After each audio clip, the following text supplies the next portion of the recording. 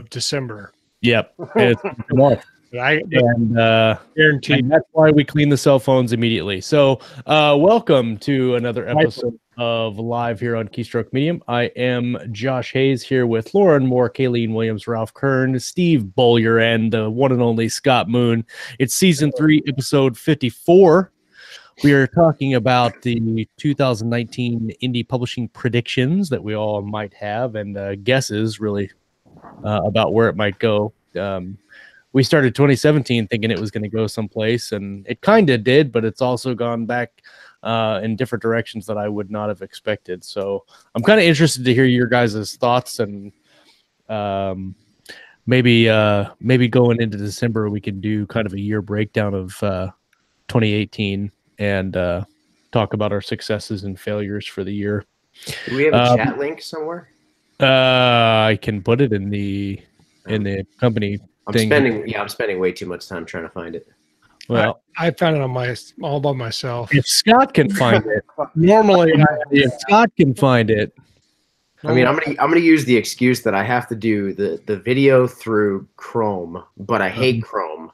It's the only thing I do through Chrome. Everything else is done through Safari, and so I'm jumping back and forth here. I'm wasting airtime talking about this. I mean, you really are. You're killing the show. Can we just start all over? Start over, man. Safari versus Chrome rivalry, kind of like Word versus Scrivener. See, here, hello, mediums. I'm putting the another live broadcast. It's episode 67. So I'm putting the link in the live chat, right? Where Steve complains about Chrome. Where Steve breaks the There we go. Hey. 54. It's the Unless that was a joke. Yeah. So yeah, before we get into our predictions, let's talk about what we've been up to this week. Anybody want to go first or volunteer? So here we go. Let's play a game. Whoever gets to go first volunteers somebody else to go first.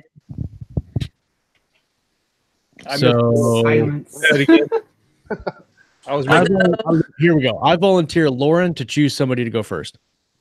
Ooh, I'll go first. Hey, all right. Yeah. All right. So I'm finally back to my draft, and I'm working on revisions. I'm getting there slowly but surely. In the editing world, I'm working on the KSM anthology, and the stories are great. Loving it. Yeah. So we're midway through. We're over midway through the developmental editing, and we'll be getting them to Ellen Campbell for the last round of editing, and it's going to be amazing when it's done. Sweet. Yes. Very excited. I'm really excited to see the whole thing come together. One of the cool things I saw at 20 Books, and we might have mentioned it the last time when we talked about it, was the leather binding that guy did for Scott's Dark Landing collection. There was a leather binding special edition print book that this guy did, and I mean it was massive, right? And the really pages were like very glossy, high quality color. And so that might be something we're going to look at doing for the anthology, like maybe a collector's edition. I mean, it'll be pretty pricey. It'll be probably $25, $30, $35 a book for the leather deal, but the cover is way more than that. $60. No, the Dark Landing book was that was like 1,200 pages, and it was huge. That was like 230,000 words. I don't think ours. Anyway, it's gonna be expensive, but that'll probably be on the docket doing a collector's edition of that once the book gets put together. I thought that was really neat. And yes, Blake, we will have a cover reveal maybe next month. I don't know. Maybe I'll surprise everybody. Since Steve screwed up our That's right. It's perfect now. Perfect. It's perfect. We'll probably do the cover. We have it done. We just have to get up all the authors' names on the cover, and then we'll share it. So right now it just says Josh Hayes and the Peons. It's like a really cool album cover right now. Josh Hayes and the Peons. Specially produced for the Muggles. That's right. And the Muggles. That's what we need right there. Who's next? Steve, you go. All right. Before I do that, can I ask, is anyone else having like everybody's garbly, I guess is the word? No. Okay. So it's just me. Well, I'm going to do my best, and then I'm going to log out and log back in. Is that cool? Okay. That's cool. All right. So this week has been, well, it was Thanksgiving, right? So like this week was weird. It was very weird. I feel like I never take days off, and I feel like I had way too many days off this week. Today's the first day I've written since I think like October 12th, which is insane. It just with all the editing projects and various things that I've been doing, I haven't been able to write, but I jumped back into Buried Goddess 4, got the cover sketch today, which I'm pretty stoked about. All in all, like it's been a pretty productive week, but not in ways that I can share in like writerly, authorizationally type things. Does that make sense? I mean, like it's been family stuff, right? Right. It's good Well, family stuff. You need to get your priorities straight.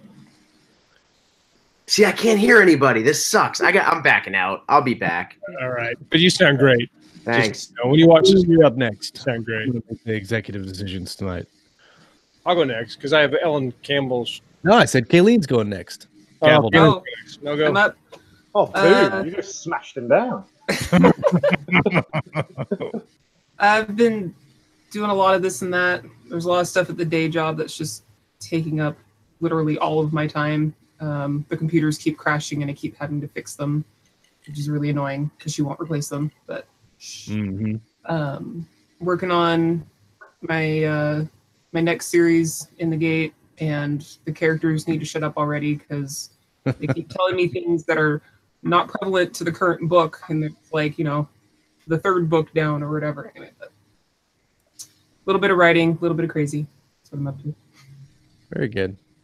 Steve, does it sound better now? Yeah, man. Before it was just, I mean, nonsense. I couldn't. I think Scott made a joke, but Scott's jokes are usually nonsense, so I'm not really sure. Nobody. I'm I kidding. don't think that was a particularly good test.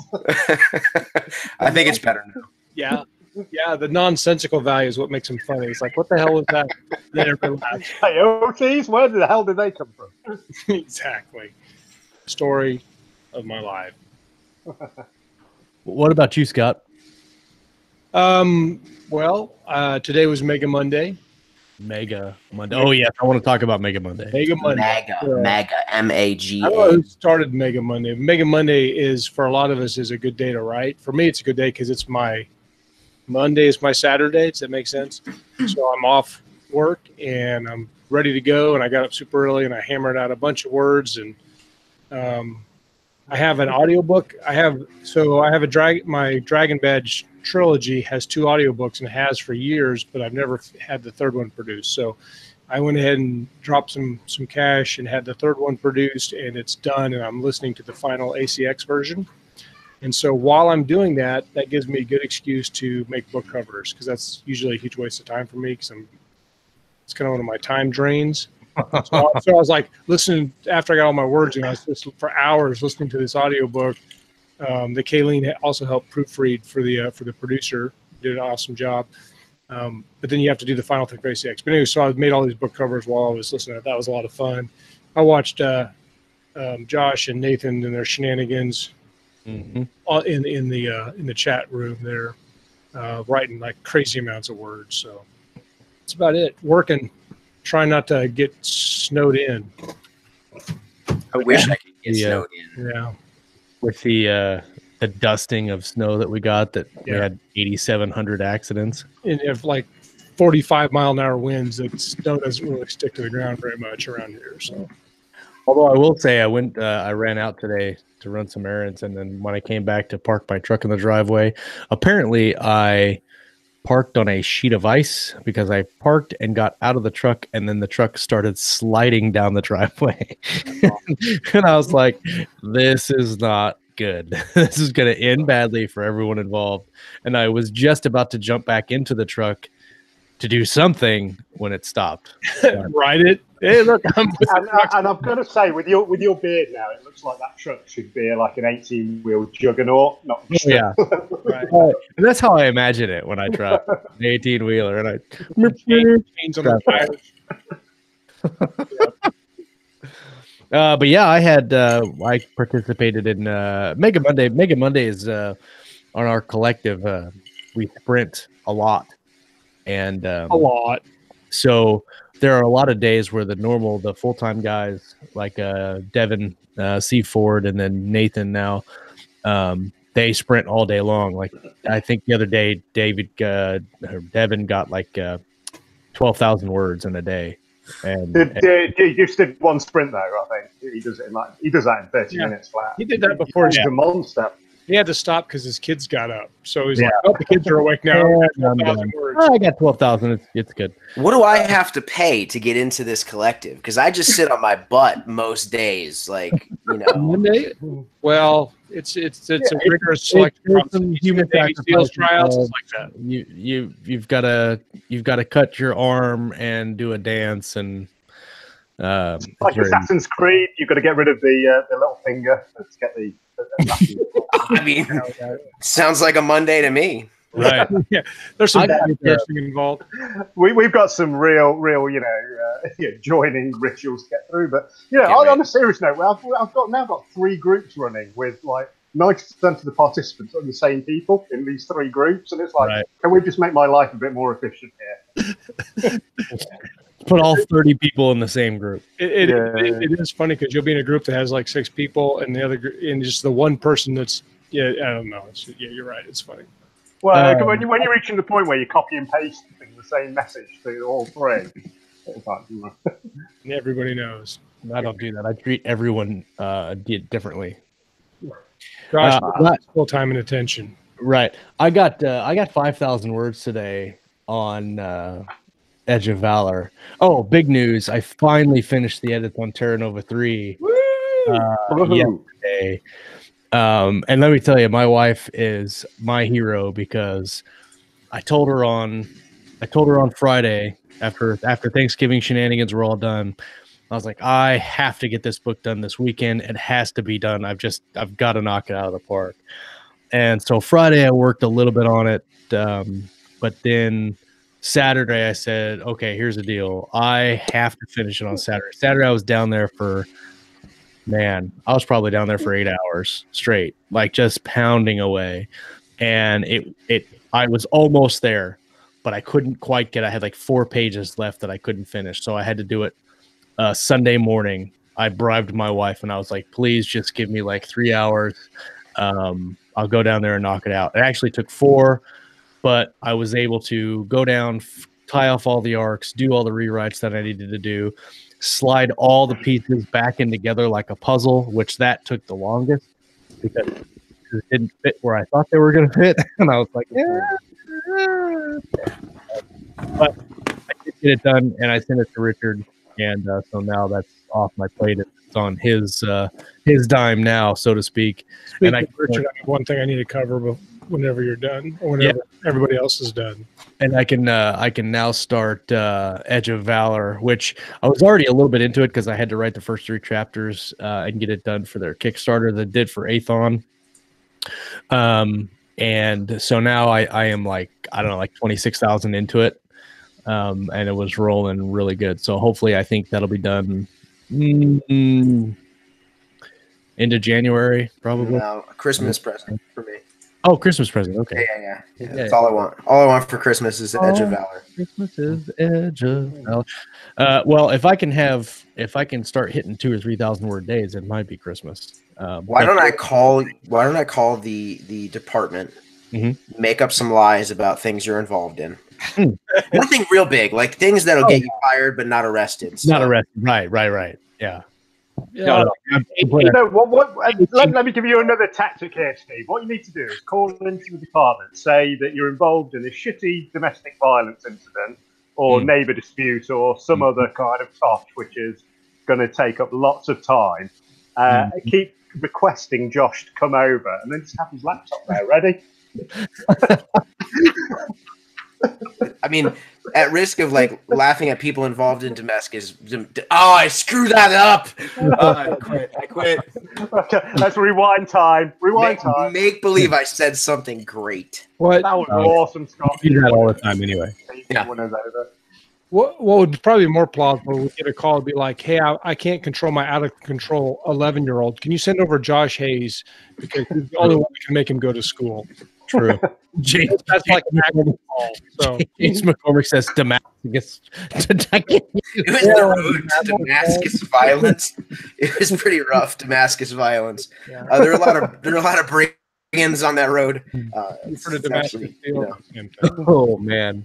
So, No, I was really excited for Mega Monday today. I was up at 4 a.m. and I wrote off and on till about 4:30 p.m. About 12 hours in one day. I was pounding out words, which was great. And I've got another round of interior artwork coming for the anthology. Paid for it last week, so it should be here either this week or next week. And I have some more artwork to share as soon as Steve sends me the corrected. PNG. Listen, man, you have the corrected one. I just need the author names now. Remember, this is on you now. Oh, yeah. I didn't know you had the corrected one. Yeah. I sent it during the show last week. Oh. So, nice. the moment you started making fun of me. Oh, you're right. I'm sorry. Let's see, Ralph. I think you're the only one that hasn't gone, man. What you been up to? Right, for me, other than work, I've got the edits back on my first Great War story, so Reign of Fire. So I've got that back and working through that. Probably more interestingly, and something that will kind of feed into our discussion a little bit later, is Jamie, who's I'm moving away from the point where I'm viewing myself as sort of like the flagship of this project, and so it's more of a team effort now. But Jamie's been working on some trailers and things like that for the Great War project, and they are awesome. And so it's nice to see that kind of thing coming into fruition. As I say, we'll touch on that a little bit more later, because that's my sort of input into my predictions for 2019. But yeah, it's more grinding away, and then more sort of reviewing stuff rather than producing new material. But that's, I'm loving it at the moment. It's kind of like quite a fun stage to be at. And your book 2's already done. You're working on 3, right? And you're going to do rapid release, rather. Yeah, nothing's going to be released until all 3 are going to be released, and then it'll be month 1, month 2, month 3. By that time, I should have the space and time to got a good, get at least book 4 and hopefully book 5 done, and that will give me the time to get book 6 done, and so on and so forth. Hopefully, right. I've got like 9 books planned out in the series, and I'm trying to sort of time them to give myself enough space to be able to get them all out on a monthly basis. Whether that'll actually work or not is another matter. Real life is undoubtedly going to come and wield the hammer and beat me with it. But been there. Yeah, that's the goal at the moment. I've got some sort of like fallback options as well. And there, of course, you've got box sets. That'll give me another month to release. So release 3 books, and then a box set would give another one. But we're probably getting a bit too far into sort of like tactics and whatnot, which might form part of another discussion or might provide an entertaining other show or discussion later. But it's all going to be about the rapid release and sort of keeping momentum going on that front. I suppose very much like Jason Arnsbach and Nick Cole did with Galaxy's Edge. Just keep, when you're onto a good thing, which I hope it is going to be a good thing, to keep it flying, keep it going. Oh yeah, I do want to throw out one of our viewers, Bill Frisbee. I've been following his NaNoWriMo activity this month, and he hit like 111,000 words this month. For NaNoWriMo.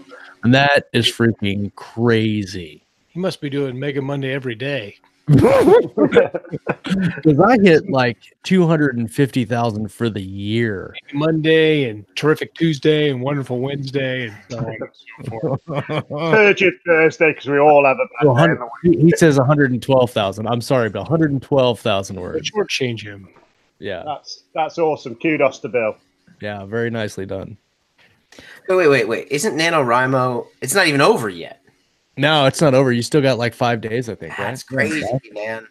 Good work. So, I wonder if he's going to hit like 120, like a double it. What is it, 50,000 words? So he's already doubled it. Bill, don't tell us about your friends that did better than you. We're going to leave it right there. Yeah. That's just modesty. And that is false modesty. That's what that is. Oh, it's just he's hanging with some seriously word producing friends there. He's got a couple people that went over 120K. So I laughed at my word calendar today because I stopped updating because I was doing all these edits, right? I stopped updating all my words. Because all of October was basically editing. So I did almost 2 months of edits and rewrites on Terra Nova 3, which is ridiculous. I have no idea why it took that long. Man, be a better writer. What is wrong with you? Write better words. Write it better the first time. Better. So in October, I had 18,600 words. And then I stopped counting. I stopped counting in November. So I have this huge open, like, nothing in October. Or November, I mean. So hopefully, you know what I think. What happened is that the third book was not planned out plotted and planned out as well as it could have been. And Josh, you're going really muffled on occasion, or certainly for me. You went a little muffly, yeah. How's that? That's perfection. Again, the beautiful lead. I'm not sure why. Not sure. I didn't touch it. Hand check. Your beard hair's getting the beard head. I don't know. It probably could have been planned out better, and that probably may have helped the process. But yeah, that was definitely a ridiculously long time to edit that book. I can guarantee you, it will not take me that long to edit Edge of Valor when it's done. Is that a guarantee? Is that a real guarantee? Yeah, I mean. Yeah, I like the way the keystroke medium has become less sort of like a informative show, more a bollocking chamber for you now from your publisher to you. An hour every Monday of finger waving.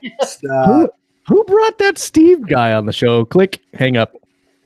Is that a fake hang up? I just got a funny 3-star review on Web of Eyes. You know what really sucks is like 3-star has become a bad thing. Like Amazon, we all know this, but like Amazon is either like 5, it's amazing, or 1, it sucks, and like everything else in between also sucks. The Incredibles 2 has a 3-star average. We got that. Yeah, if it's a great movie. Rhett and I were talking about this. If movies were rated the way that books were rated, like every movie ever would suck. Because there's no 5-star movies out there. I mean, there's Gone with the Wind, like that's it, you know. But the title is Cleverly Mediocre, and and I think Scott wrote this. It's the title of this review may make it seem that Web of Eyes is dull or unimaginative. Well, yeah, I mean, like that cleverly mediocre. Anyway, sorry, I was distracted by this cleverly mediocre review. I hate how reviews are 1s or 5s. That's all you get anymore. So you mentioned reviews, and it made me think of the one I got on Audible the other day on the Terra Nova Publisher Pack. And I don't know how well you guys know me or not, but I'm going to read this, and I'm not going to give you any context at all, and you can decide whether or not it's valid. Here's the title: Liberal Snowflake Garbage. And now I'll read the body. After all the treachery, pain, and genocide these people witnessed and endured, they go to a new world with zero support and little to no military capability twice. To further the stupidity, the writer dumps military interrogation techniques for today's liberal nonsense. And to top it all off, the writer turns the series' hero, which he misspells, into a snowflake. Lame. Lame. I got a 1-star that was extreme YA fantasy. What? I'm just really excited that I got called a liberal snowflake. You are a liberal snowflake. I mean, look at all those tattoos. Right? Ridiculous. I've got a beard now. I could literally go to Portland right now and fit right in. You could. You have to stop bathing though. Sorry, Portlanders. Just alienate the entire East Coast. It's actually not West Coast. I think you need to just adopt it. Josh Snowflake. Yeah. From now on, Josh is a snowflake. That's just so. Is this your safe space we're in right now? Well, I don't think it is. I really don't think it is. Hostile. Yeah. We just said there. So let's talk about our show sponsor this week, and then we will move into our predictions for Indie Publishing 2019. This week's show sponsor is from Terrence Malloy and his novel, The Emissary. The war of mankind's future will be fought now. Perfect for fans of hard-edged military sci-fi, alien invasion, and time travel thrillers. After arriving home after a harrowing tour of duty on a hostile alien world, USC Sergeant Matt Reeves has just learned the enemy, an insidious species of humanoids known as the Wraith, may be preparing to attack Earth again. A widower with a 9-year-old daughter, Matt doesn't need any reminding of what's at stake. With much of Earth still in ruins and the military forces stretched beyond capacity, fighting an interstellar war, there is no way mankind could survive another invasion. Teetering on the brink of defeat, the United Space Command is desperate to find some form of leverage. Enter the Emissary program. Matt learns the USC has been secretly experimenting with time travel to alter the outcome of the war, and they want him to be their next guinea pig, sending him back to Washington, D.C. 48 years before the invasion. His mission, help a small team of scientists locate a brilliant virologist whose work may hold the key to eradicating the Wraith from existence. Can Matt and his team successfully change the future and save mankind? Or will they learn the Wraith have already altered the past and won the war? All right, now predictions. Which one of those two things happens? One of the two. In the thrilling sci-fi traditions of the Terminator, Aliens, and 12 Monkeys, which is extremely cool to me. 12 Monkeys I don't think have ever been used as a reference before. The Emissary is an explosive first installment in the Earth Epsilon Wars. Go pick up a copy. And I'll put the link in the show notes. I predict that all the heroes in the book are killed, and I think the Wraith wins, right? The Wraith already beat everybody. Sweet. My prediction. The Wraith wins. The Wraith always wins. Even when it doesn't win, the Wraith wins. Well, first of all, any book that references 12 Monkeys has got to be good. That's just my opinion. That's actually pretty awesome. Because I love 12 Monkeys. Not the show, the movie. I'm going to go back. And as far as tropes go, and that was the first thing that went through my mind, and then it started racking my brain and thinking, how often is that trope used? And there's only 2 times I can think of it. There's 12 Monkeys and Terminator. So, any sort of new take on that, I think sounds quite good. Yeah. It's an interesting thing. It's interesting that we talk about, and maybe this goes into our predictions and things, is when you're pitching a story, a lot of times the shorthand is to compare either books or movies. It'd be like, to Terminator and 12 Monkeys, and that's how you tell an agent to get them into your story real quick. And it's like a signpost. So is it literally 12 Monkeys in Terminator? Probably not, but it kind of gets you in the mood, right? Well, it's like what I was trying to describe to you earlier, the Usual Suspects / Firefly. Yes. Like everybody knows what those things are, and you're like, For me, it was Saving Private Ryan / You've Got Mail. And like I'm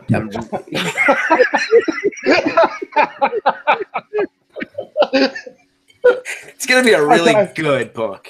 Who really? Okay, guys, on the live chat, your best combination trope story. That's right. So we want to hear them. We want to hear them. Saving Private Ryan, You've Got Mail. Oh, that's a good one. Write them down. Here, I got an idea. Good idea, Ralph. Best combinations of mismatched movies.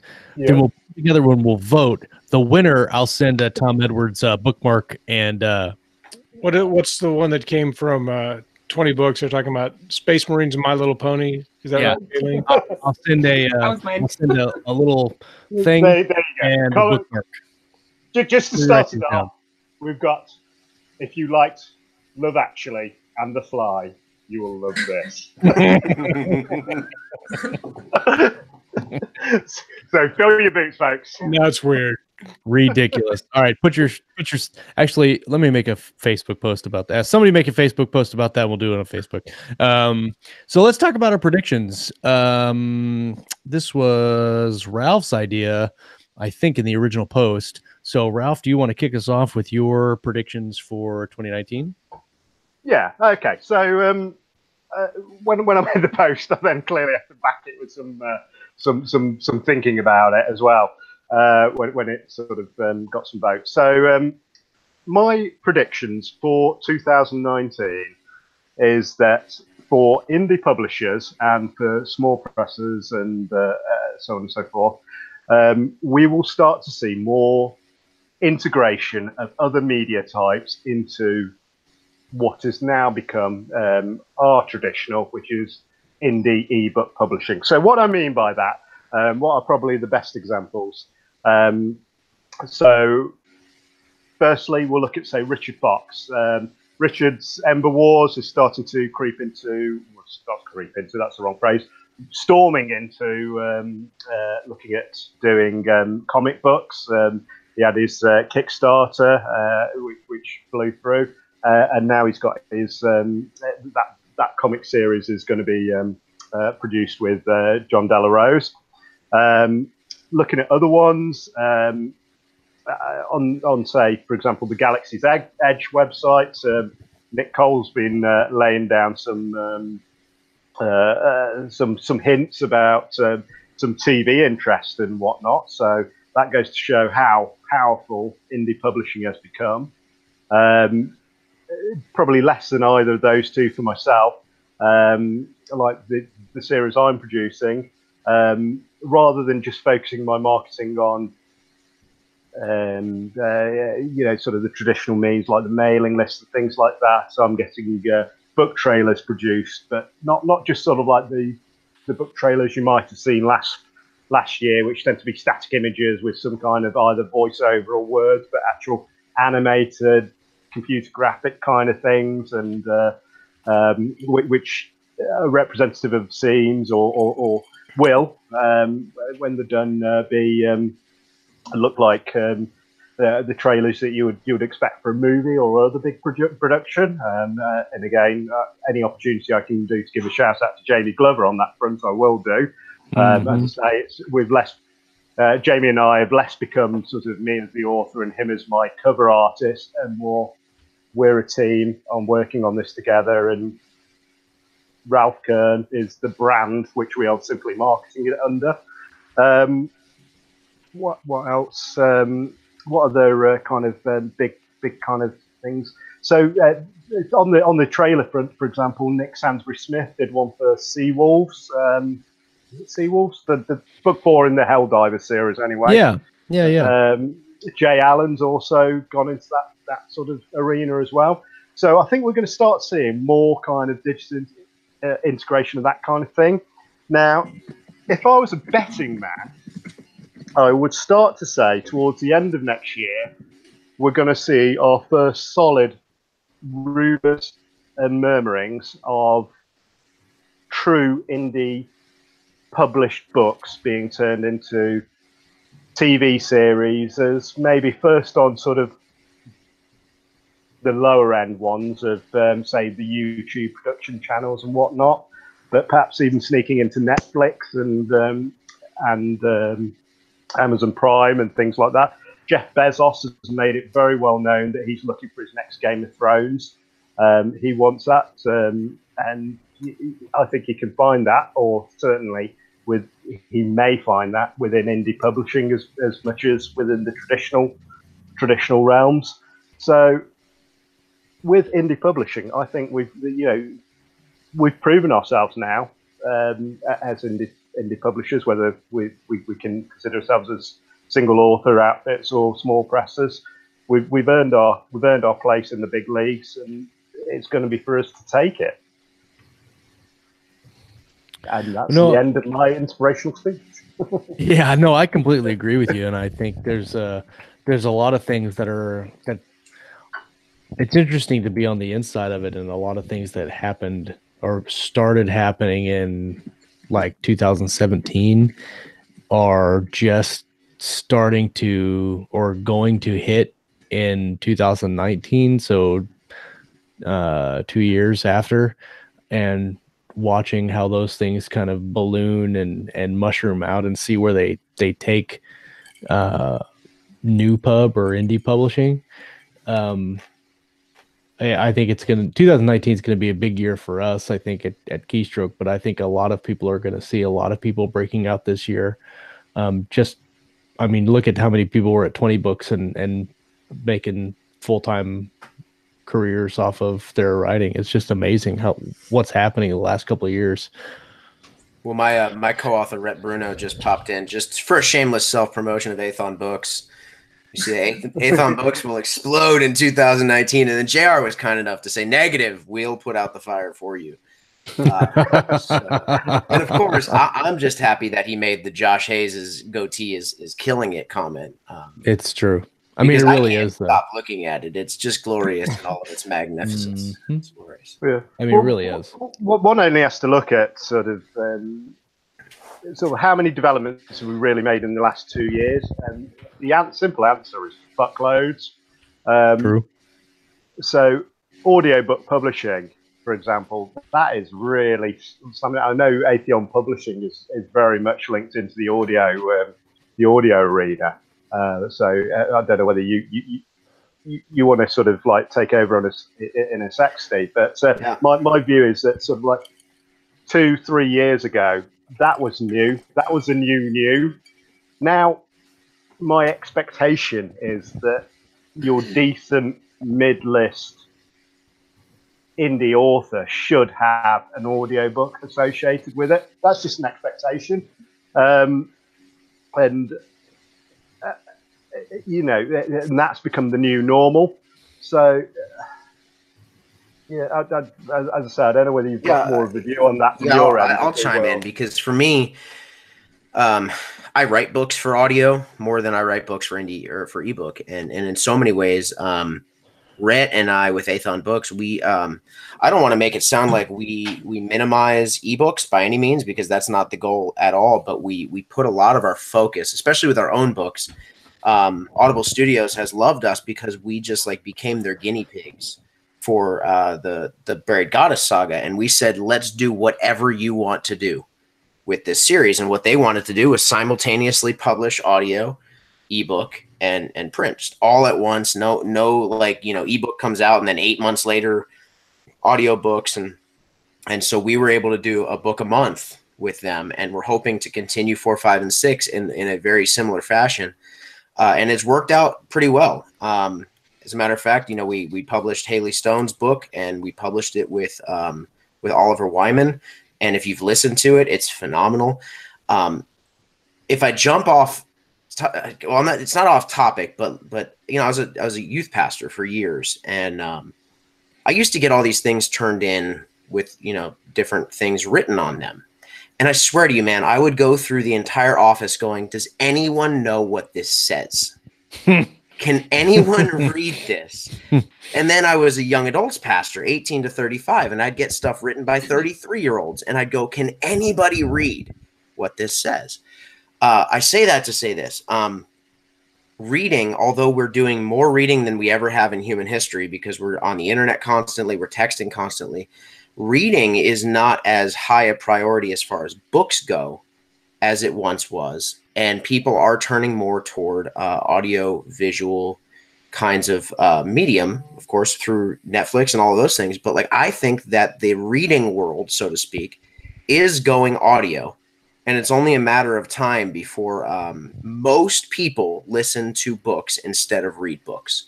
There's always going to be people reading books, but the amount of performance you can get out of a book now with audio, it's insane, and it's beautiful, and it's amazing. And you've got people who are on subways and metros all day long, and they want to read, but they don't necessarily want to stare at something, or maybe they can't. Maybe they get seasick, whatever. Maybe they're driving. Yeah, I mean, we're going audio, and so I want to be at the cusp of that. And I really believe that that's the direction it's going. Well, okay. It's interesting. Can I expand on that? Because just sure. the way you phrase something sort of prompted an unscripted thought. How long do we think? And this is probably not a prediction for 2019, but a little bit beyond. But whatever our opinion of The Last Jedi is, The fact is that it had digital actors in it and so on and so forth. How long do you think it will be before we evolve to visual medium as well? How long do you think it will be before we have the equivalent of audiobook producers putting together digital like screenplays of our movies? I actually don't think it will be as long as sort of people's initial kind of thoughts on it might be. I think it might be quite soon. Well, I think it's just going to take one author with a friend like Jamie Glover, you know, a friend like, you know, with the ability to do some good CGI representations of their books before other people go, oh crap, I got to do this. And then Amazon will go, oh crap, we've got to do this. And then it's all over. Yeah. So the balloon will burst very quickly on something like that. I would say within the next 10 years, we'll have it, right? Yeah, I think so. And that means that sort of a strategic author needs to really start probably not writing to that market right now, but thinking about not just ebook, not just audio, but what's going to be the next technology on the horizon? How can they be on the cusp of it?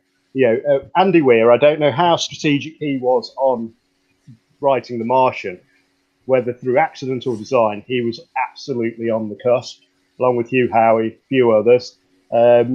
So I think you could do yourself a hell of a lot of favors if you are minded and make the right bets with your time, effort, and resources to put yourself on that cusp, put yourself on the crest of that wave.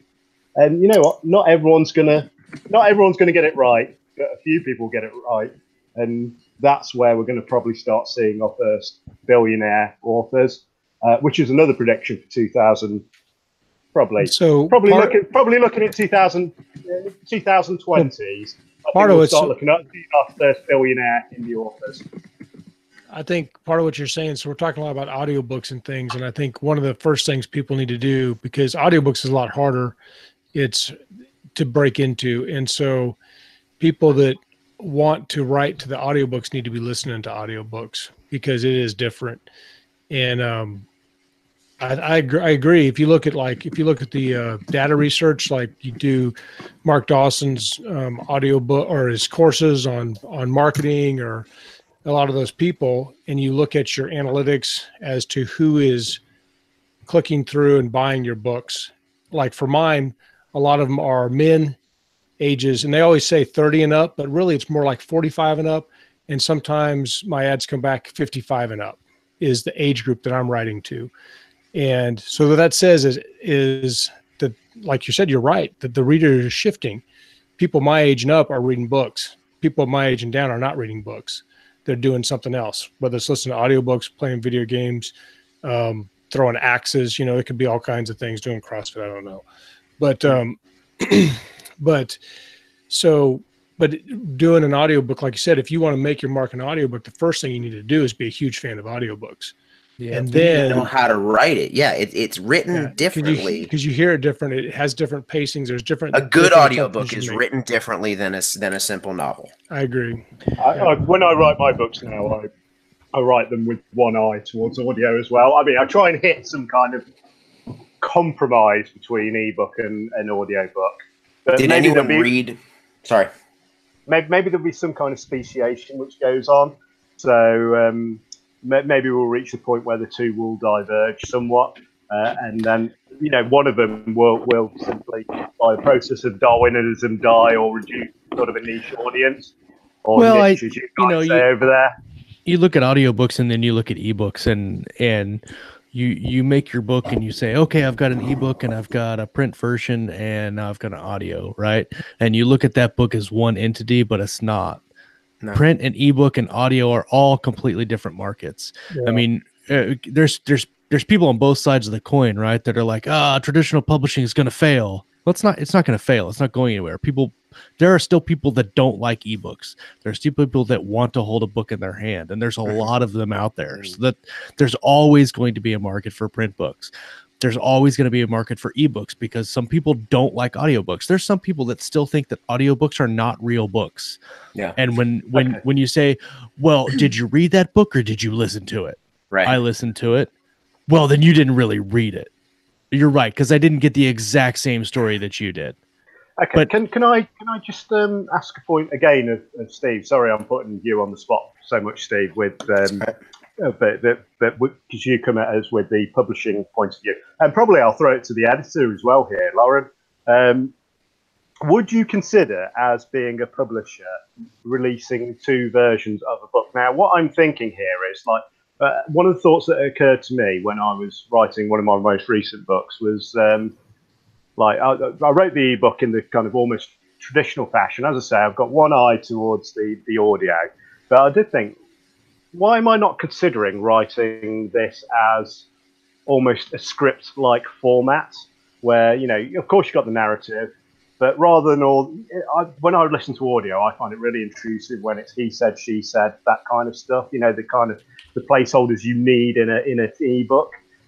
So would you consider it sort of like an alternative book with obviously the blessing of Audio Studio? So you've got a draft there that's designed purely for audio, which might be somewhat different from. Well, so here's why I would and wouldn't. So Audible, for instance, uses they have something called Audible Originals, which has a 6-month lead. For instance, they will release their book on audio for 6 months, and you can't have it on ebook or print for those 6 months. Those books, I would say, generally don't even make it. They don't always make it to ebook because they're written.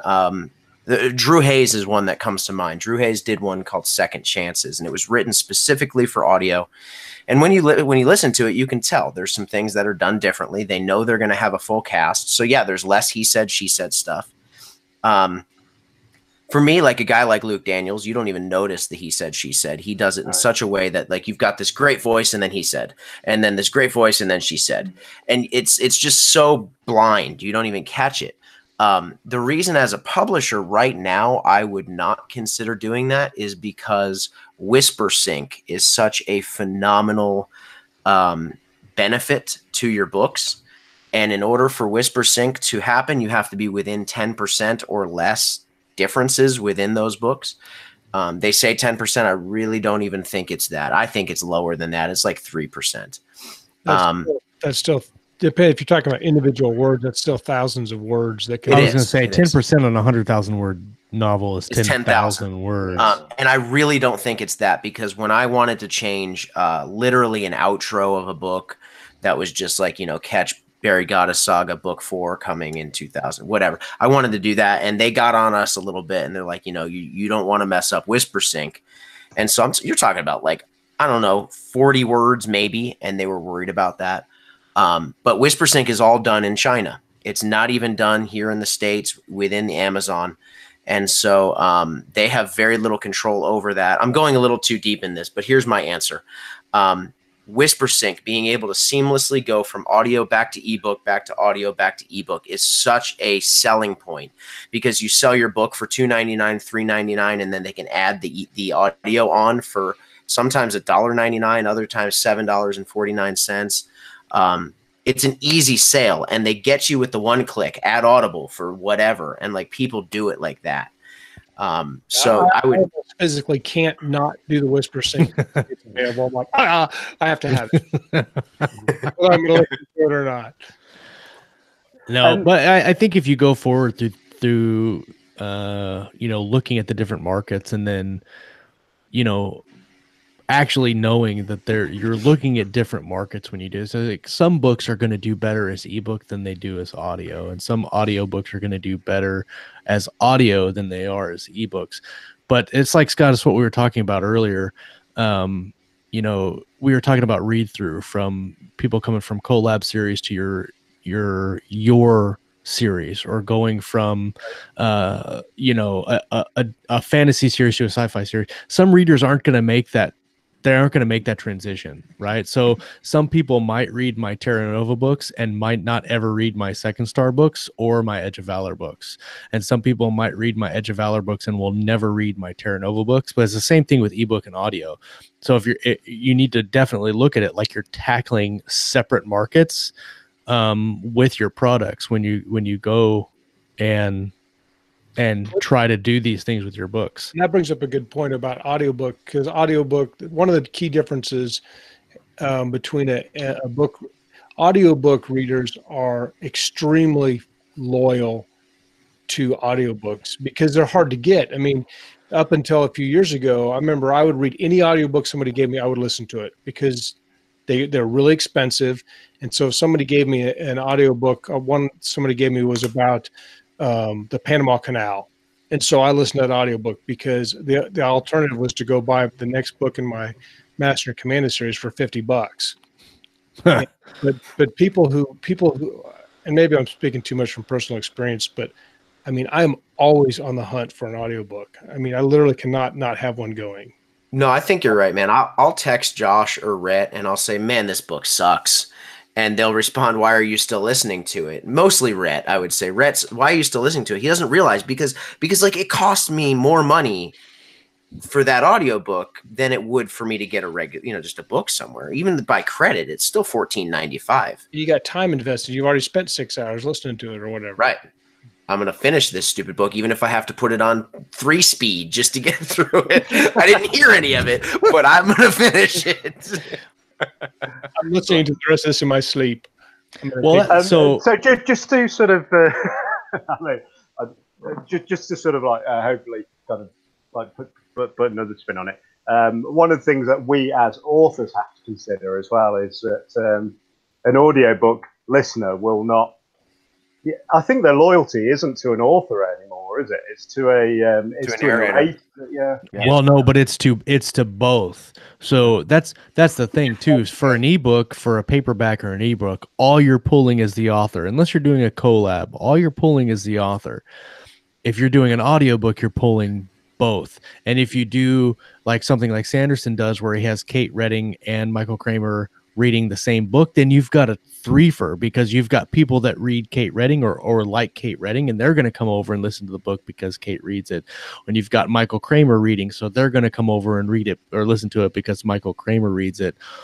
And they've got Brandon Sanderson, so they're going to come and read it because it's Brandon Sanderson novel. So the audiobooks take on almost a life of their own. Like I just downloaded J.N. Chaney's book, Renegade Star, and noticed that Luke Daniels narrated it. And I'm like, oh well, doubly so now. I'm really going to listen to this book now because that, it's at least going to be decent. At least it's going to be entertaining because Luke read it. So even if the story is shit, it'll be entertaining because Luke read it.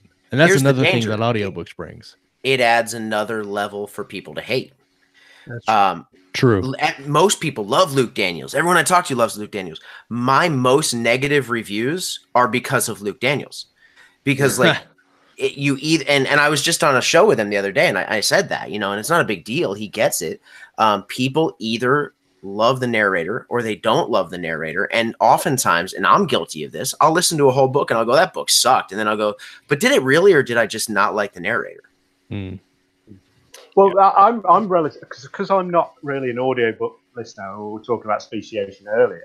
I really struggle with audiobooks. Plus, I find the time when I would listen to an audiobook to be my processing time, i.e., when I'm driving long distance or I'm going for a run or a walk or whatever. So I tend to prefer to sort of like be earphones out and sort of read.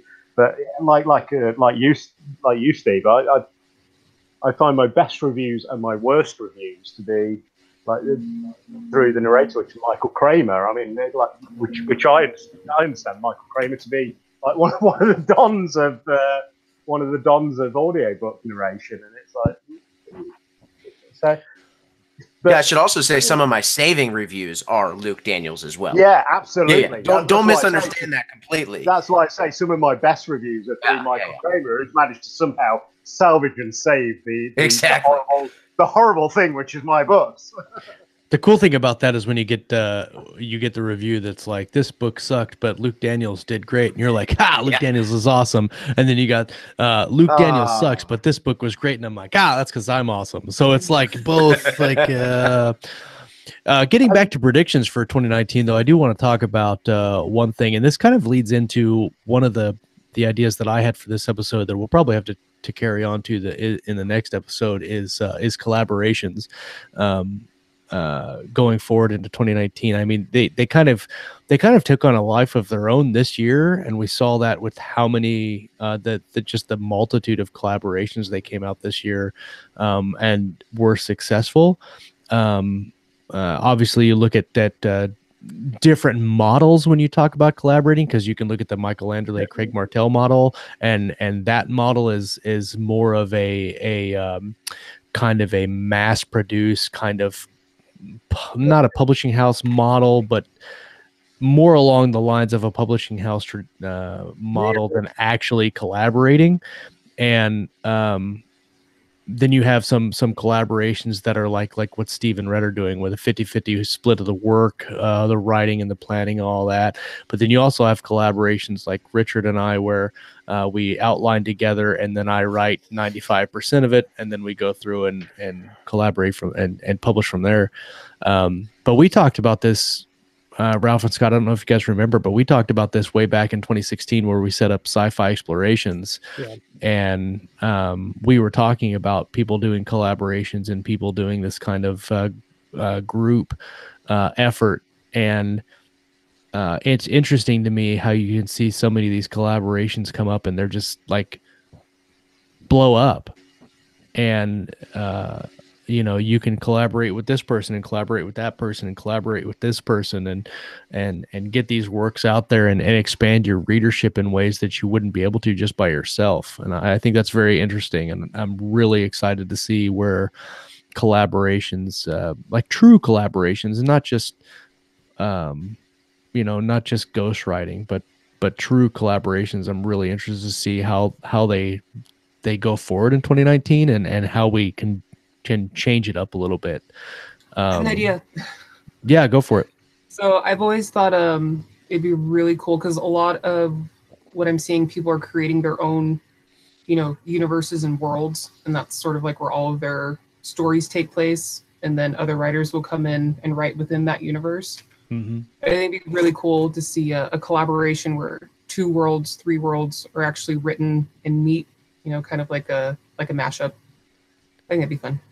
Oh, kind of like a Marvel Cinematic Universe, right? Where you've got a trilogy of one character over here and a trilogy of another character over here, and then maybe a combination of a couple all put together. Well, Russell Newquist. Really interesting. Star Wars meets Star Trek. Do you guys know who Russell Newquist is by chance?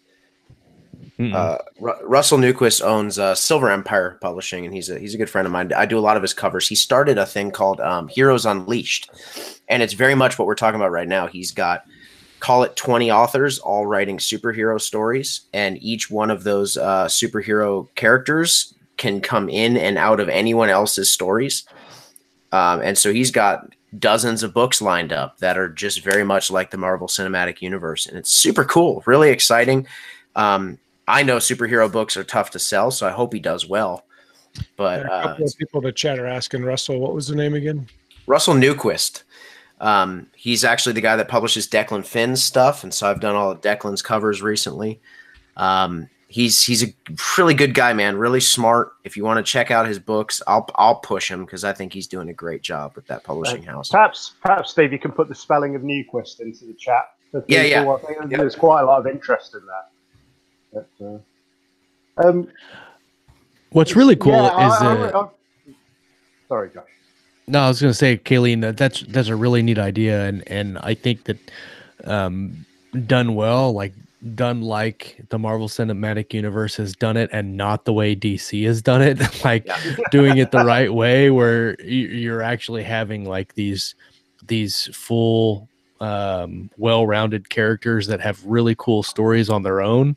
And then put them together, because you had Iron Man and Thor and Captain America, and then you put them together in the Avengers, right? And the Avengers series has its own line, but then the characters still have their own thing going on. I mean, it'd take a lot of planning to make something like that happen. For sure. But I think Scott said before, because Scott, you've done, I wouldn't go so far as to say analysis, but you've certainly kept a watchful eye on it. With the Avengers, it was like a 20-year process, wasn't it? That you kind of articulated on one show from Iron Man 1 through to through to the latest Avengers movie. It's quite some planning, but I think Josh had the guts on that. One of us, we were talking about it as a group, but I remember that, yeah, that stuff that happened 10 years ago in the first Iron Man movie before we knew it was going to break out suddenly shows up, Right. So pretty impressive. I mean, as you can see, I kind of like this superhero stuff. do you? It doesn't show. So listen, I love MCU, and I could be a negative Nancy, so I'm going to do it. DCU did a great job. I mean, a terrible job. Sorry. DCU is horrible. Everything that they tried to do just was horrible. MCU, on the surface level, man, they did like the most amazing thing ever, right? From Iron Man, which was at the time nobody knew or cared about Iron Man at all. All of us we were young when that came out. If we really think about it, most of us were really young. And so what we know of Iron Man is Tony Stark. But before that, Iron Man was this stupid comic book of a guy that looked like an iron lung, from like the 70s. And then all of a sudden, Marvel says, we're going to make our main guy, Iron Man. And people were like, what do you mean? That's a stupid character. Tony Stark, he sold it. But here's the deal, man. If you think about every one of those books, you could still ask the question, like during Tony Stark's book or movie, where was Captain America? During the Hulk, where was Thor? And they do a little bit of a good job, but like Thor could come in and he could have wiped out all the Nazis, that's a bad example because it was pre-Thor, but that's the danger. Marvel did it in such a good way that you kind of go, well, it doesn't even matter because it was such a good movie. Right. But when we're talking about like doing this, like Kayleen's suggesting, and it is a great idea, but Josh said it, the amount of planning in that, because Batman and Superman, according to Batman versus Superman, are like literally across a river from each other. Like the stupidest thing I've ever heard, saying that Gotham and Metropolis are basically the same city. Like, how come Superman can't just fly in, pick up Joker, and put him in the Arkham Asylum? You know what I mean? Well, so that's key to, and I hope that they do this well, and that they play it off correctly. But everything you just said about interlinking and planning and all that, right? It seems to have, after Infinity War, now slammed shut because of Captain Marvel. Right. So you look at Captain Marvel, and we've kind of gone off a little bit here, but I'll talk about it because it's fun. But at the end of Infinity War, spoiler alert, what's his nuts? Sends a page. Yeah, he sends a page, and it's Captain Marvel, right? And the trailer hadn't even come out yet, to my knowledge, when he sent this thing, when he sent this message on his little two-way. Well, then the trailer comes out for Captain Marvel, and you're looking, and you're like, "Oh, this is the past." And then you kind of see like some present day elements and some either futuristic or off-world elements. But then you're left thinking, okay, well, if Captain Marvel's going to save the day, where the hell have she been for all of these Avenger movies? If she's so key to what's going on, then where has she been? And so it's going to be really interesting to see if they can pull that off. One of the interesting things, real quick, that's a good question to ask, though, isn't it? Well, yeah, if they answer it correctly. If they don't answer it correctly, then it's all for a waste. But one of the other things that I thought all was of them during Guardians of the Galaxy. True. Very true. Okay, so you got Nova coming in. Nova set up that whole Nova deal in Guardian of the Galaxy, set up for Captain Marvel. That was the whole point of that. But like and they tried to play off like Thor was off world or whatever. Right. But in the end, I go, well, Iron Man could have just flown 30 of himself over there and probably fixed all of this in a moment. Yeah. Well, right. And so, but the interesting thing about Captain Marvel is, I love that trailer, by the way. I watch that trailer almost every day before I write because it gives me goosebumps, right? As it finally knocked the Darth Vader hallway scene off the... Yes, yeah. The lightsaber comes out and like, open fire! No, but the cool thing about that trailer and the crazy thing that I thought I saw were all the negative comments about her not smiling, right? Like it blew up. Like, why is she not smiling? Like, she should smile. She'd be a lot more prettier than I smile. And I spent like I literally scrolled through all the comments, thinking to myself, but Thor didn't smile and Iron Man didn't smile. I mean, they did, but like it was appropriate, right? But they plus like half the world just disappeared. Like, why would she be smiling? Well, not even that, but like just in a normal day, like that you don't say a guy, like if you saw Iron Man walking down the street or Tony Stark walking down the street and he wasn't smiling, you wouldn't think to yourself, oh, Tony should smile. He'd be a lot better person if he smiled. No, you wouldn't say that. But because it's a girl, because it's a woman, they're like, oh, she should smile. She's just mad. She's irritated. I'm like, but a lot of people, everybody doesn't walk around smiling. People have a really creepy, and it's not even like, Yeah, right. You're like, watch Twilight. And if it's you not watch resting Twilight, bitch. you'll see that nobody smiles. It's not resting bitch face either, where they're like, "Oh, she's got resting bitch face." No, it's not. She just has a natural looking face. Maybe she doesn't have anything to be fucking happy about. But I just thought that was ridiculous how they. I think people got way too much time on their hand. When that's the best criticism you can come up with is whether or not right. I mean, really. But anyway, that was a really good. That's a really good prediction and an idea for 2019 and setting the universes apart. Doing it that way, Kayleen, and not just doing a co-authoring collaboration, but you know, our collective has talked about this a lot. It had never taken off, but in a very micro sense about doing one novel from 6 point of views where 6 different authors write in it. That it hasn't launched, it hasn't even got off the planning floor yet because there's so many variables to kind of consider. Oh, I started writing my part. I wrote a bunch of I haven't done. I don't even have a character. My opening scene. And, I have nothing. Devon went wild, but then again, Devon going wild and writing 20,000 words. It's like 2 hours work for him. It's like a writer's bar fight. We're not really sure what's happening there. Everybody's just freaking flinging stories around. And I still think it's a good idea. I think, I think we probably need to evolve it a little bit more, but I think it's a good idea in principle. Kayleen, are you going to try to do this with Krunty? Possibly. I think that'd be kind of fun because the way I set up Krunty, everything that's happening is like in the same like time frame as the Milky Way, but it's just like way out there in the cosmos. So it's totally doable to merge someone else's universe with mine since I've kept mine so separate from everyone else's, if that makes sense.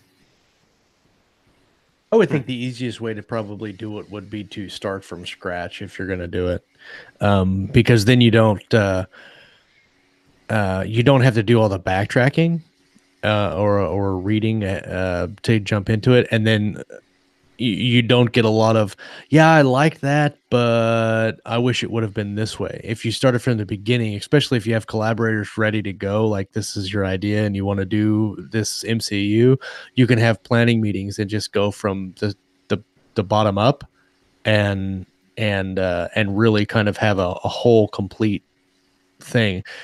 It'd be really interesting if somebody pulls that off this year. I see it as a possibility, but it'd be really cool if somebody did it and did it well. Nathan almost did it with Explorations, right? Like with Explorations, First Contact and War. It was almost that way, where War more than First Contact, because with War, all of the stories they were all based in the same universe and they all had the same end goal. They were all completely separate, but they all contributed to the end goal. And that was kind of a neat deal. The only problem I found with War was that because by War, Nathan had picked up such a reputation amongst indie authors. He'd basically got a collection of like really big names, all of whom wanted like kind of the big set piece. Right. It was like, all the stories were like universe-shattering events. Right. You can't wrangle Richard Fox and Jay Allen and all those other guys into one corral and say, you guys can't do this, because they're gonna. They're just gonna go wild. Well, the guy. I think to do that type of thing, the investment from enough people, there needs to be a way to test it to see if it's worth everybody's time. Yeah, right. Because to do it right and give it the respect it deserves, it's going to take. It can't be. I mean, if you're talking about what we're doing, we do this massive masterpiece work. where everybody's on the same page. It's can't be just like, oh, I shut off a short story last weekend and stuff. You're talking about everybody getting together, doing your world building together, and having all the canon worked out, and that could be the most awesome thing ever. But it could also fail hugely. It also take five, and it also probably 5 years for $10 that everybody. Yeah, it would not be. It probably wouldn't be financially feasible. I mean, Rhett and I talk all the time about how if we didn't have the publishing house, like writing together, really wouldn't be the most financially responsible thing for us to do. 50-50, you're splitting a book 50-50. It's not exactly smart. But Stan Lee, the guy who everybody but Bill Maher You're loved, buzzing. I don't want to buzz. How do I fix that? It stopped. It stopped. Well, that's because my mic was unplugged. Yeah, I was just saying, Stan Lee, the guy who everybody but Bill Maher loves. True. He did with Marvel. Like, he was such a stickler that I think it was Todd McFarlane drew Spider-Man, Peter Parker eating spaghetti. And Stan Lee came back and said, no. Back in 1969, Peter Parker said he hated spaghetti. You got to get that out of the book. And like he was such a stickler for continuity that, again, like what we're talking about, going from one series, combining another series, like there's all these elements that have to come into play. Hopefully not as big as or as little as spaghetti. Right. But lots of stuff to consider. I think you could also, because each universe, they have their own internal problems going on. But if you could come up with a new arc, storyline, secondary problem, why these people, places are coming together, that could be another way around it too. So you don't have to sort of go back through everything that's been happening in both of them. But you have these core characters and all of their past sort of merging to help with this new thing. Yeah. You kind of design them in a way where they can function independently, or they're not totally dependent on everything from everyone. They can kind of do their own thing. So you can have a little more freedom in your continuity if they can. You can do it on a very small scale and different things. I was going to say, you can do it on a very small scale and do, you set it up like what we're talking about with the invasion thing, and have multiple people, but from different cities or different countries. Right. And they're working together, and some come together and some don't. Or do it on a larger scale where you're on different planets, or an even crazier scale where you're in multiple connected dimensions, and you have to transport those dimensions to come together and then beat the thing is that it could be really complicated, but if you dumbed it down onto the base level, like this is the enemy and everybody knows what the enemy is, and then break down on a micro level what your character is doing that doesn't affect the other character. And that's why I said, when we were talking about the invasion story, do it in present day, and then we don't have to figure out the technology, because it's already there. All the technology is the same. It's going to be there, right? Cell phone's a cell phone's a cell phone. And what I like about our early, the frantic, where we first really get into this idea, and we spent all this. Was this when I was at work and I? Yeah. We'll disappeared for 10 hours. Ralph was like, "Here's an idea. Bye." One of the things that was cool about it, though, is that we kind of come up with the thing that each of our protagonists would see the enemy in a different way. And none of them would really be wrong, because that's how it'd be in real life. If aliens invaded right now, we'd all have completely different conceptualizations of what it is and what we're supposed to do, and it all kind of eventually have to kind of. Yeah, I'm sure JR would be like, I don't think those are action figures. I think those are dolls, and so they're not allowed to come down and hang out with us. They can't fight if they have dolls. That's what JR would do. Well, somebody in the chat room. One of the things, just on the note of that, is did anyone ever read the Dragonlance Chronicles by Margaret Wise and Tracy Hickman? Yeah. As I understand how they were written, they came out of a role-playing game. So basically, Wise and Hickman, they were part of this role-playing group, and they basically did the campaign, and they were like, "That was an awesome campaign. Let's write a series of books about it." And whilst I don't propose that any of us have the time anymore to be able to do that. That strikes me as an absolutely brilliant collaborative model. They've come together. They've got everyone's inputs on how these things work. On Stern the Knight, and that's probably the only character I remember, and the various other ones, and they've got everyone's different responses. And that might be the reason why I always remember that series of books having some of the most sort of good characterization that I've seen in that kind of reader-friendly format.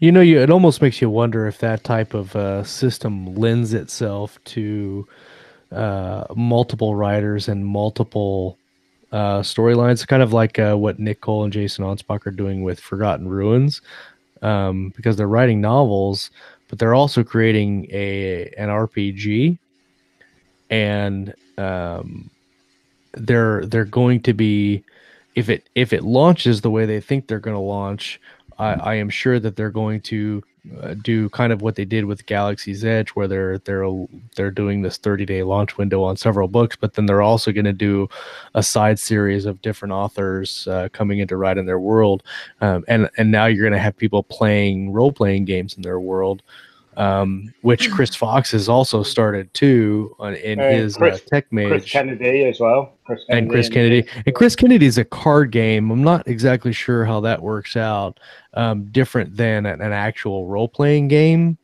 But it's interesting now because you only see this coming out of New Pub and Indie Pub. You don't see traditional publishers doing this kind of thing where they're doing RPG games, they're doing except for that whole card silly games. Dungeons and Dragons stuff. But who cares about that? But Dungeons and Dragons, but didn't that start out as an RPG and turn into a novel series? Yeah, Forgotten Realms came out after the RPG. Right. So now you're talking about the books that are turning into Dresden games. Did it. I'm gonna be the devil's advocate. Dresden did it. See, I've never read the Dresden books. Yell at me. Never read them. Audiobook's the way to go, man. James. I just want to point out that I know that it's bad when Lauren's getting ready to curse me online because I have not read the Dresden Files. They're so good. So very good. I think. Are you going to drop the C-bomb, Lauren? I mean, forgive me, J.K. Rowling and Tolkien, please forgive me, but I think it might be the best series ever written. Really? Yeah. Because I like that's a good seal of approval. Yeah, I do. I think it is. It's good. It's got to be good. Yeah. I don't trust Steve, but I'll trust Lauren. Okay, I'll make this commitment to you guys. I will start reading Dresden in 2019. I'll read. Can I ask the question real quick? Are you going to read it or listen to it? Does it Either matter? one is good. Thank you, Book Lauren. should be awesomely read out loud on audio. Hold on. Here's why it matters. I'm going to tell everybody listening. Okay, the first book, James Marsters had terrible equipment, and he has the worst mouth noises ever imagined. And so I accidentally listened to my first book was the Bigfoot book, which was book 15.5, and I fell in love with it. And then I went back to book 1, and I'm like, oh my god, I can't listen to all these mouth noises. It's disgusting. And then I went on to book 2, 3, 4, and that goes away. But it's James Marsters. It's Spike from Buffy the Vampire Slayer. I mean, he's incredible. Either. So those of you who have who've only listened to the point out, I'm getting yelled at in the live chat. I don't know that I've ever got yelled at in the live chat before. I'm getting yelled at in the live chat tonight. If you've only listened to the first book, skip it and move on. Those mouth noises are disgusting. They go back. That gets fixed in book 2, I promise. And now I'm getting @signed. Can I just on the role playing note? Can I just add one thing? It's a new development that I'd like to role play with you, Scott. And it's where Josh is in charge, and on a sort of semi-serious note, it's something that I don't have any understanding of yet because I'm researched that. I either hope some more audience has, or perhaps we can sort of do some homework on it. This new James Patterson novel that came out last month, which came out through Facebook Messenger. Does anyone have any particular knowledge of it? I have not heard of that. I've not heard of it. I'm going to guess he didn't. So, in a nutshell, as far as my understanding of it comes, is that just that it comes through on a messenger format, Facebook or one of your email kind of whatever format you have, and then at certain points you have certain points of interaction with it. So you can either kind of steer the story within a kind of like slight variance of tolerance, or you know, when you reach the kind of points where I don't know, the hero goes into like kind of a crime scene, and then they kind of investigate it, and then you know, you click on the bits where you need to end it, and then it comes back to the novel itself. So it's kind of a strange hybrid of, it's not quite a computer game because it doesn't give you the kind of freedom that a computer game will give, but it gives more freedom than a novel. Either way, I haven't read it yet. It's very new on the scene, but I would say that it is well worth any new authors or authors interested in developments that might be coming over the horizon to have a look at. And that's not me plugging a James Patterson novel. I've read 2 in my life. They're all right, but I would say it's something that's certainly revolutionary. But whether it's too revolutionary is another matter. Right. Well, we are well over our time, which is becoming an odd trend on the show. It's actually my fault, I promise. Yes, it is. Consider the common denominator. We need to have a middle ground, because we have like Lauren who says like 5 words, and then Steve who says like 8,000 words, and we need to like find the middle ground here in the middle.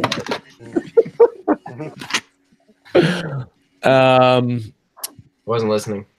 Yeah, I'm sure you were. Right. Actually, I just got a message from Nathan and said he's watching KSM on a 65-inch TV, which I think is super cool. Hey, we've been to Beijing and now we're on 65-inch TVs. So, I mean, we're blowing up this year. Is this his latest kind of purchase? We need to come up with a gang. I've got a tattoo, so we need to come up with like a gang. How do you do K? Can get vulgar real quick. Be careful. Right. Hey. Yes. So is that like Nathan's humble brag? Like, yeah.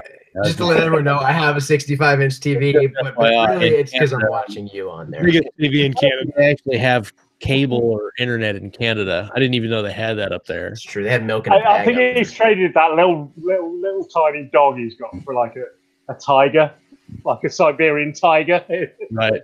He just strokes next to him, and like while he's sitting on his diamond encrusted couch.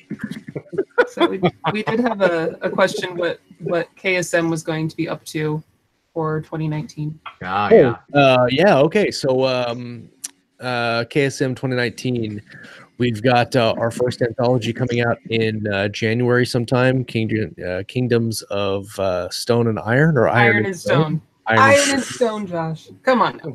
Healing will beat it into my face. Kingdoms of Iron and Stone will be out in January. Then we're gonna do, I think we're gonna do 3 or 4 anthologies in 2019. We'll see how they go, and see how many people like them. If nobody likes them and nobody reads them, then there's not any point to do them. So we'll see how they progress through the year. But I think they'll do rather well. All the stories we're getting are very good stories. The authors are extremely talented that are submitting to the collection. So I'm really excited to see how it does. Going forward, there's a lot of cool guests that I've seen that we have waiting to get queued up to schedule. I'm hesitant to schedule a lot of guests because with the holidays coming in and things like that, it's gonna be really tight scheduling for the next couple of weeks.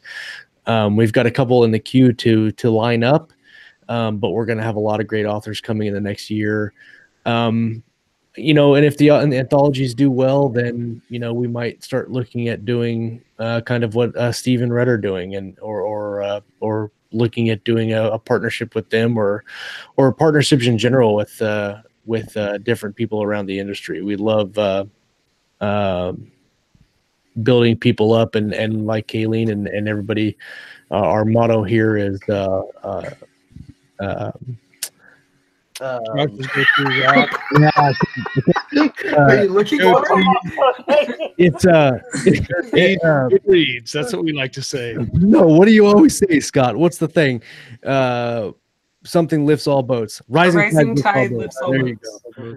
I don't know why. God, that was so much less effective just now. I was seeing it. I got a book for you, man. I feel less than inspired by your. Well, don't ever feel inspired by me.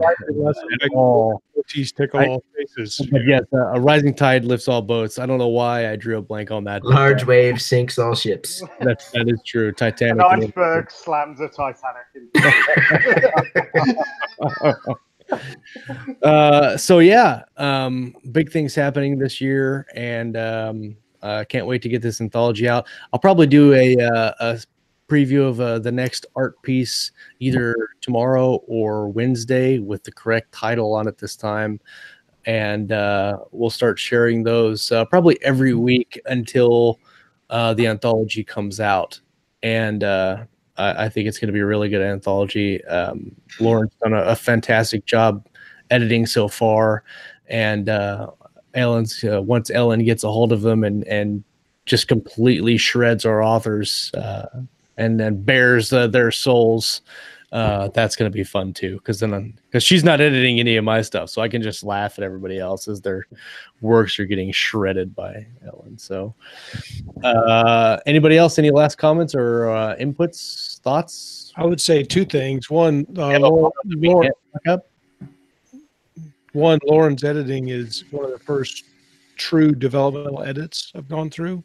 So it's really very fantastic work there. So kudos. And also Richard just messaged me. He wants me to mention that The Beast of Eridu is coming out tomorrow. So he'd first tomorrow. Yes. Congratulations. Or with Richard. So that's good. Good stuff. You got one more with him, right? One more. The next one is going to be, well, let's just, if you've read the books, you know that Breitenfeld and Val are missing or captured, and got to get them back. Can you tell Richard to give a little bit more lead time on blurb reviews? Yeah. You should write a book with Richard. I wake up 2 days ago, the message, hey, this is the final edit. It's been through 2 editors. Read through it. I'm going to publish it tomorrow. Okay, get right on that. Thank you. Yeah. Never mind that I was working that day. I still got it done. And since Chuck isn't here, JR says he's actually Chuck Tingle, which is true. See, Stephen Manley is Chuck Tingle, if you guys didn't know. I feel uncomfortable without Chuck on the show. I must admit, he's become the daddy. Papa Chuck is a real kind of staple here on the show, and it's Papa Tingle. Papa. That's not. He makes me feel so good. I think I've been to that bar. I played there when I was touring. No. Papa Tingle's such a good place. Go on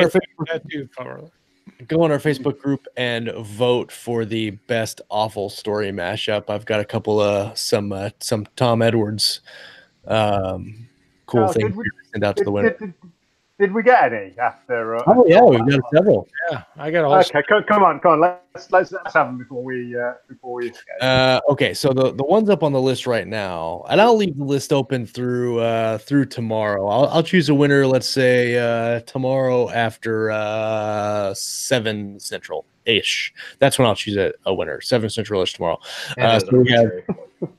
Right. So we have The Notebook meets Chainsaw Massacre.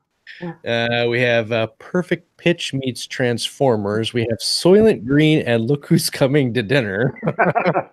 We have We have War and Peace meets Twilight, Escape from Brokeback Mountain, Man on Buffalo. Oh, that's good. Mrs. Doubtfire meets Mimic, and Apocalypto meets Rugrats, and then 50 Shades of Grey meets Aliens, which, man, that could get really messy really quick. I don't know. That's one of those ones where you look at it and you're like, man, you got face huggers. That's a sexual thing for sure. Yeah, so go vote on those. Escape Brokeback Mountain. Yeah, Escape. Yeah. I wonder Who came out with that one? New York or Kenneth Fritz, you won. Oh, it's Kenneth Fritz, but maybe not officially. Can we but in my not- heart, you Can we won. not even vote? Can you just send that guy all the bookmarks? send that guy all the bookmarks right now. Yeah, go to the Facebook page. It's running through tomorrow. Maybe I'll let it run through Wednesday since some people will catch the show. So I'll let it run through Wednesday, arbitrary. I'll make a decision when I'm going to end it. Go vote. Put in your options if you want.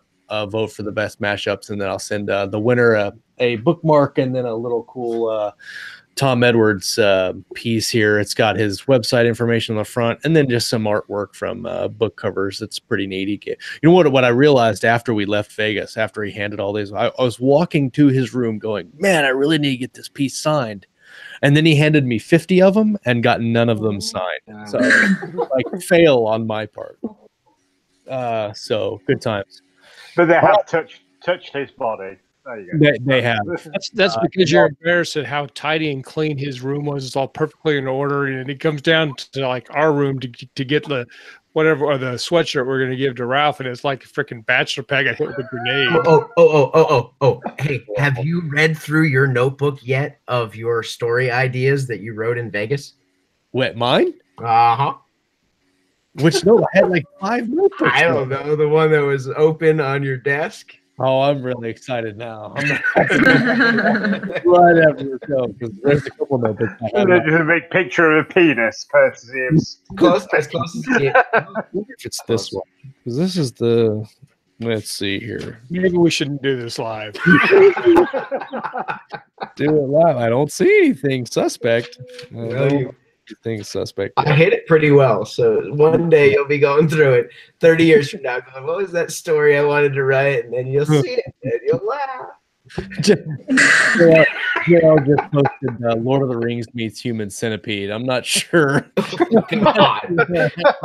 I'm disappointed there's no Sharknado match. Yeah. Sharknado's already a mashup. The worst movie ever. Everybody that came and hung out with us during the live chat and the live show, thank you guys so much for hanging out with us and making the show what it is. Everybody that listens on the stream, thanks, but you need to come hang out live. We will be back next week, probably doing another roundtable, probably talking a little bit more about collaborations and process because I love talking about that stuff. But we'll see. Maybe we'll put another vote up and see what you guys want to talk about. I think we'll go much deeper into the collaborations, and I got several things we could talk about as maybe some kind of ground rules and ways to make your collaboration work. Yep. ground rules and safe words. Safe words. There's no safe words. Armageddon. All right, everybody. Thanks for coming to hang out with us on this Monday night. It's always good to talk and hang out with you guys. Come back next week. We're going to talk about some reading. We're going to talk about some writing, and of course, everything in between. Right here on Keystroke Media. Rising tide lifts all boats. There it is. Cut and print.